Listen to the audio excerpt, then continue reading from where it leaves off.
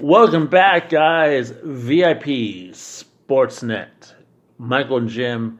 Jim, you were talking before we went to break about something you read interesting from Bleacher Report. What was that? Yeah, I was reading this article that Christopher Knox wrote. It was the NFL trade block, big board, entering week 3. And it's found that quite interesting. Some of these names I would agree should be on there and some are not. But one of the first one, the bottom 10 or number 10 on the top 10 list was Artie Burns from the Steelers. You know, that was a 25th overall pick in 2016. You know, he's been kind of underachieving and, you know, to what they thought he was going to be. And with the recent acquisition of Minkah Fitzpatrick, he's definitely someone that they would look to move. Just, you know, a lot of that for salary. Mm-hmm. And they had Eagles and San Fran. And I'm like, okay, because the Eagles are not shy. I mean, about picking up players. And what's I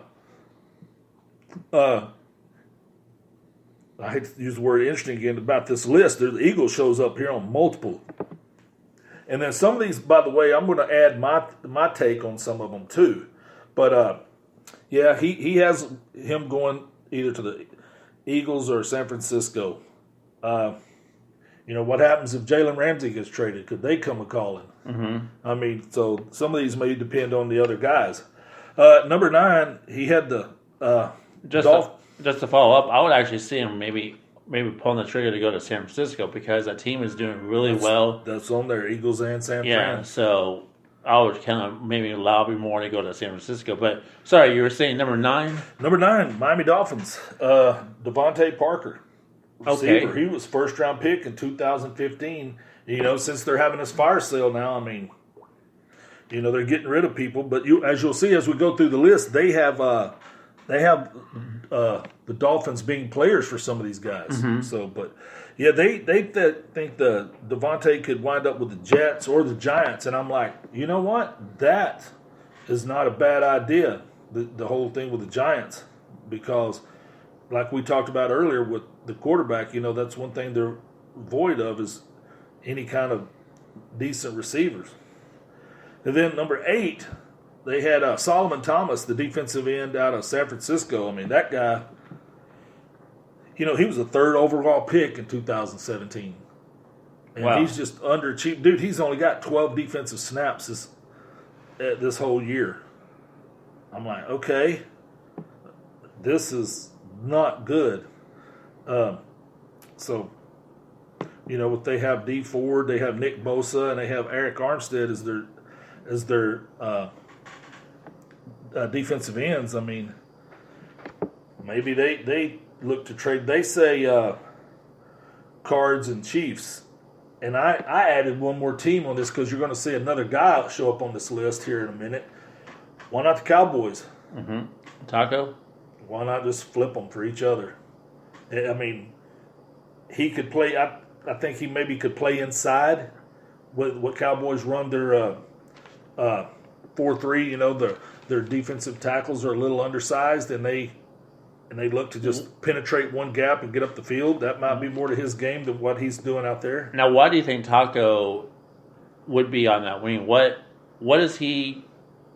What's his issue with the Cowboys? Effort, attitude. From what they say, you know, when you hear around the Star and stuff, he feels entitled, and it's, you know, tries to use the technique that he used in college, and there's no, you know, this is the way we want it done. Do it the way we say, and he's been slow to buy in, and other guys have come in and got with the program and mm-hmm. done what the coaches have asked them and do it every day. They exhibit it in practice, whereas, you know, he just doesn't want to. And you know, I just remember he only had one good game. That was the preseason game against the Texans. Well, I mean, you look at anything that negatively that comes up on him, first thing he does is gets on Twitter and starts venting. I mean, come on, dude, you're like no. But so anyway, we'll get to him probably a little later. But Solomon Thomas, Chiefs, and Cards. Yeah, I mean, Chiefs. I mean, at this point, they need to take some chances. Their defense is just bad. And the Cardinals, they're just bereft of talent, and they need talent acquisitions. If they can get this guy, for just a fifth round pick or something, just to eat up that contract, they need talent acquisition. So I can see both of them. Now this next one is kind of surprising that it shows up on this list. Number 7, they have Adrian Peterson. I can see that because of him having a riff with the coach. Week 1, you're healthy, and he doesn't start you. And then last week against the Cowboys, 10 carries, 25 yards. Yeah, that's it. I mean, I think there's something more deep in there that. Well, Gruden says he's not a fit for his offense. Well, he was a fit last year with that 1,200 yards rushing. Mm-hmm. I'm like, maybe a smart coach caters his offense to the talent he has on hand and quits trying to fit, square peg into a round hole. I mean, if Geis is a better fit, okay, but Geis is hurt, and now you got Adrian, so now you got to make some adjustments on your game plan. But according to Knox here, he has the Dolphins and the Chiefs. The Chiefs, the thing is, they have LaShawn McCoy and Williams from Oklahoma. That kid is really good. I mean, more snaps he gets, the better he looks. The thing is with Miami does Adrian Peterson have the patience to deal with what they're doing with out there? No, he don't. Nobody wants to go down there and get beat. I mean, and why? And if you're the Dolphins, why would you spend that kind of money? He's not obviously not going to be part of your future. Yeah. I mean, in the whole thing right now, you're trying to grab assets for the future. Well, he really has no trade value at his age, at his position. So that one I don't think makes sense. And so I was like, okay, but the Chiefs one, maybe. I mean, I would think maybe another team, like I don't know, the Lions or somebody needs a back. Yeah, but that one's kind of neat. Now this next one he had number 6. He had Nate Sudfeld, the quarterback for the Eagles, the third string quarterback, and he had them. He had said Jets and Steelers. And we both, we've exhausted much of the show talking about the quarterback needs of both of those teams, but there was something I wanted to add. What about the Panthers? Yeah, you don't know what Cam's damaged. Mm-hmm. I mean, he's lost 8 of his last 8 starts. He's lost. I'm like, Yeah. I mean, he's got that foot injury now that he suffered on the 3rd preseason game, and then he just hasn't looked right. With his arm and everything, and man, I don't know. Maybe Sudfeld's a better fit for like the Norv Turner offense than what they're trying to do with Cam. I don't know, but they think he's an asset. And then at number 5, what we talked about a while ago, Taco Charlton. Cowboys first round pick. One they took right in front of TJ Watt. Oops. Yep. Just underachieved. He's been in the doghouse. The last 2 weeks he's healthy. Coaches scratch. Just, man, you're the first. Nobody wants. He. Some of these tweets are kind of cryptic where he's acting like the teams want him to fail. Nobody wants him to succeed more than they do. Mm-hmm. Nobody wants him to succeed more than the coaches or the scouts because they've invested time and money. They want him to be good. Right. They want him on that team, but I just don't know. But according to Knox, he's had his fits for Taco Charlton was the Eagles and Raiders, and I'm like, okay, I can see that definitely the Raiders, but the Eagles, I don't know. I mean, he doesn't add much position flex because he can only play one side.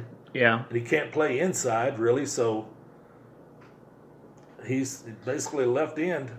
But right in. What the Raiders are doing with John Gruden out there, I don't think he would fit in because I don't think he would want that issue like he had with what they've had in the past with AB, and I don't think he would fit in the Raiders. Well, John would be hard on it, but they're again the Raiders are talent acquisition. You know, their whole thing is, and the thing about when somebody's been drafted in the first round, that leads you, you automatically know the measurables are there.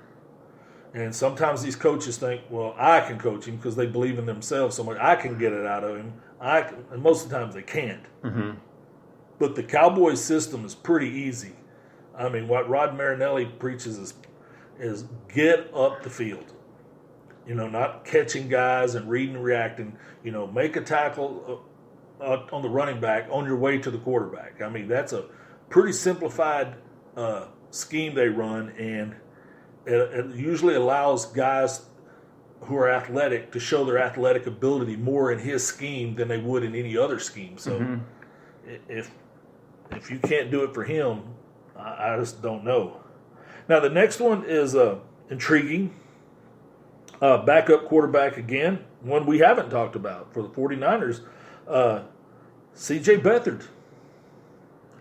He was quite the find, a couple of years ago before they got Jimmy Garoppolo. I believe he was a third-round pick or some such. And he looked pretty decent the times he's played. They think, here we go again, same song, second verse, Saints and Steelers.